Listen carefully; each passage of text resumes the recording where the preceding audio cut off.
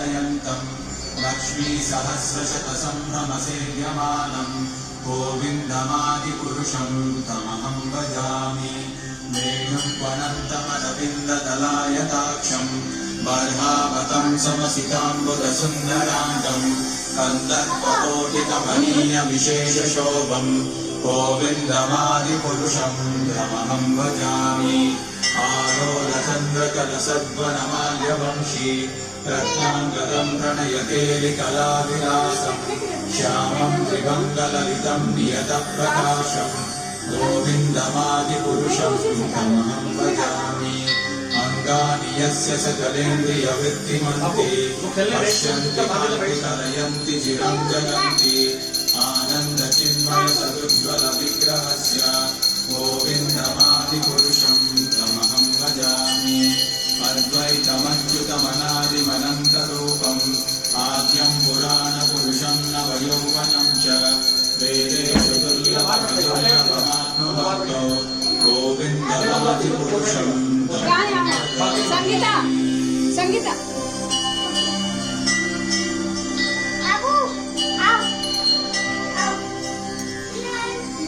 पञ्चास्तुकोटिशतवत्सरसम्प्रगम्यो वायोरथापि मनसो मुनिगङ्गमाना सोऽप्यस्ति यत्प्रपदसिन्यविचिन्त्य तत्त्वे गोविन्दमादिपुरुषं तमहं भजामि एकोऽप्यसौ रचयितुं जगदण्डकोटिम् यच्छक्तिरस्ति जगदण्डचयायदन्तः अण्डान्तरस्थपरमाणुचयान्तरस्थम् गोविन्दमादिपुरुषं तमहं भजामि यद्वापमावितधियो मनुजास्तदैव सम्प्राप्य रूपमनिमासनयानभूषाः सूक्तैर्यमेव निगमप्रतितैस्तुवन्ति गोविन्दमादिपुरुषं तमहं भजामि आनन्दचिन्मयरसप्रतिभाविताभिः ताभिर्यगेव निजरूपतया कलाभिः गोलोक एव निवसत्यखिलात्मभूतो गोविन्दमादिपुरुषं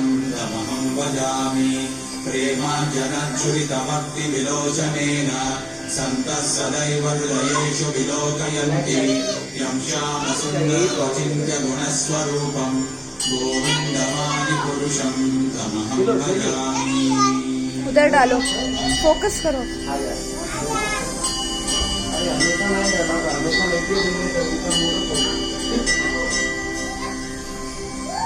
नामादिमूर्तिषु कलानियमेन तिष्ठन् नानावतारमकरोत् भुवनेषु किन्तु कृष्णः स्वयं समभवत्परमः पुमान्यो गोविन्दमादिपुरुषं तमहं भजामि यस्य प्रभा प्रभवतो जगदण्डकोटि कोटिस्वशेषवसुधादिविभूतिभिन्नम् तद्ब्रह्मनिष्कलमनन्तमशेषभूतम् गोविन्दमादिपुरुषं तमहं भजामि मायाहि यस्य जगदण्डशताभिसूते त्रैगुण्यतद्विषयवेदवितायमाना सत्त्वाबलं विपदसत्त्वं विशुद्धसत्त्वं गोविन्दमादिपुरुषं तमहं भजामि आनन्दचिन्मयरसात्मकया मनस्सु यः प्राणिनां प्रतिफलं स्मरतामुपेत्य लीलायुतेन भुवनानि जयत्यजस्रम् गोविन्दमादिपुरुषं तमहं भजामि गोलोकनाम्नि जगाम्नि तले च तस्य देवी महेश हरिनामसुतेषु तेषु हेते प्रभापरिचया विविधाश्रयेण गोविन्दमादिपुरुषं तमहं भजामि।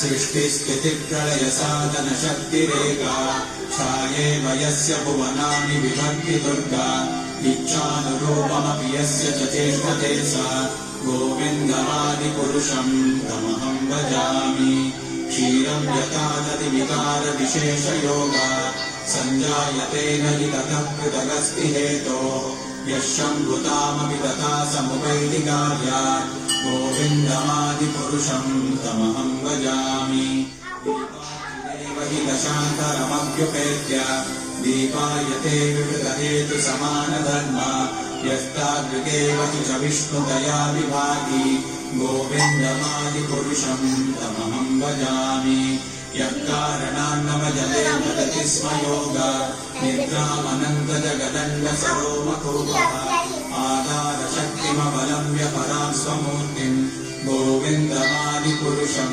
तमहं भजामि यस्यैकनिश्वसितकालमतावलम्ब्य जीवन्ति लोमविलया जगदण्डनाथाः विष्णोर्महात्सरिहयस्य कलाविशेषो गोविन्दमादिपुरुषं तमहं भजामि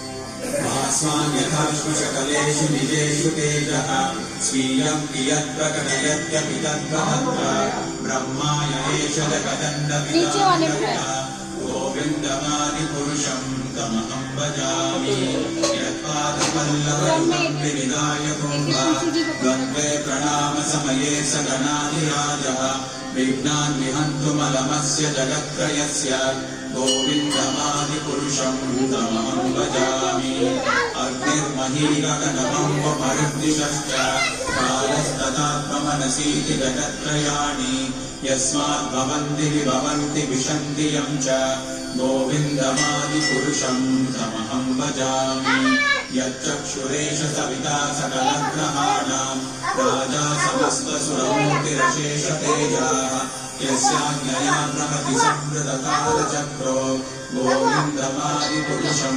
तमहं भजामि धर्मोतपापनिचयश्रुतयस्तपांसि ब्रह्मादिकीटपतगापदयश्च जीवाः यद्दत्तमात्रविभवप्रकटप्रभाव गोविन्दमादिपुरुषं तमहं भजामि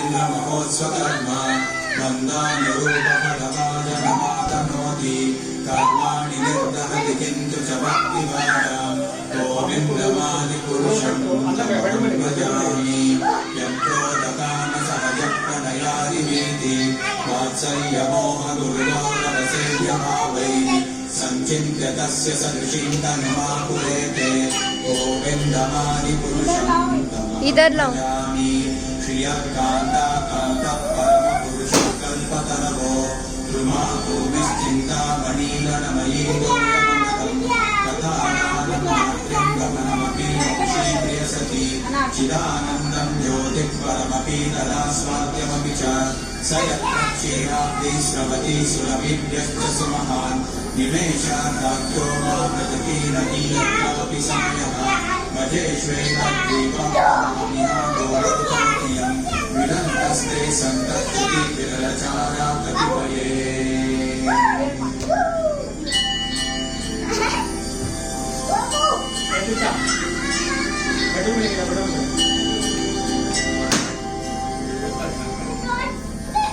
ईश्वरः कृष्णः सच्चिदानन्दविग्रहः अनादिर्गोविन्दः सर्वकारणकारणं चिन्तामणि प्रकरसत्मसुकल्पवृक्ष रक्षाकृतेषु सुरवीरविपालयन्तं लक्ष्मीसहस्रशतसम्भ्रमसेव्यमानं गोविन्दमादिपुरुषं तमहं भजामि वेणुक्वनन्तमरविन्ददलायताक्षं बर्हावतं समसिताम्बुदसुन्दराङ्गं वन्दस्त्वकोटिकमनीयविशेषशोभं गोविन्दमादिपुरुषं तमहं भजामि आलोलचन्द्रकलसद्मनमाल्यवंशी रत्नाङ्गदं प्रणयकेलिकलाविलासं श्यामं त्रिमण्डललितं नियतप्रकाशं गोविन्दमादिपुरुषं तमहं भजामि अङ्गानि यस्य सकलेन्द्रियवृत्तिमन्ति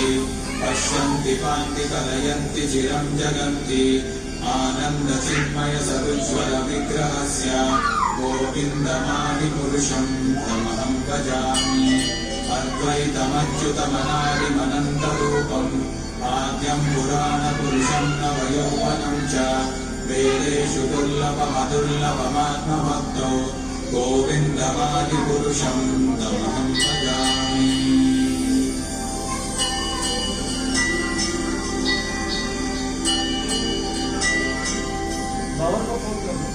पन्तास्तु कोटिशतवत्सरसम्प्रगम्यो वायोरथापि मनसो मुनिपुङ्गमाना सोऽप्यस्ति यत्प्रपदसिन्यविचिन्त्य तत्त्वे गोविन्दमादिपुरुषं तमहं भजामि।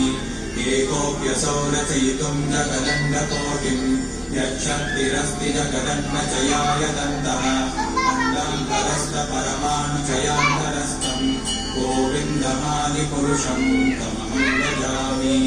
यद्भावभावितधियो मनुजास्तथैव सम्प्राप्य रूपमहिमासदयानभूषाः सूक्तैर्यमेव निगमप्रतितैस्तुवन्ति गोविन्दमादिपुरुषं तमहं भजामि।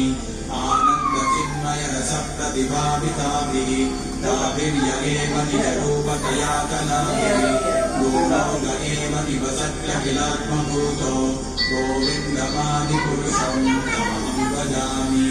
प्रेमाञ्जनच्चुरितभक्तिविलोचनेन सन्तः सदैव हृदयेषु विलोकयन्ति यं श्यामसुन्दरमचिन्त्य गुणस्वरूपं गोविन्दमादिपुरुषं तमहं भजामि।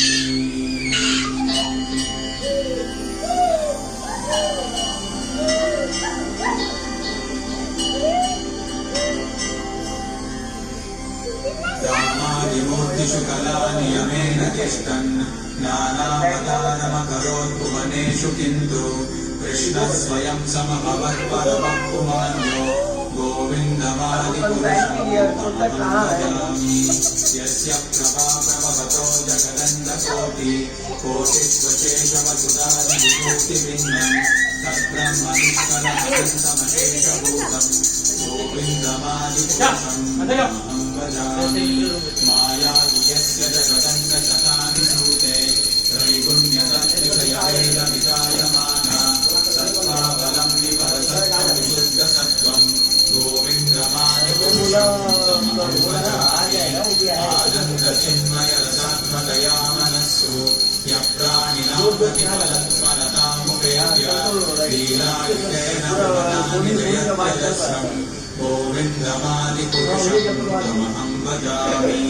गोलोकनाम्नि ददामि तले च तस्य देवी महेश हरिधामसुतेषु तेषु ते ते प्रभावनिचया विविधाश्चयेन गोविन्दमादिपुरुषं तमहं भजामि।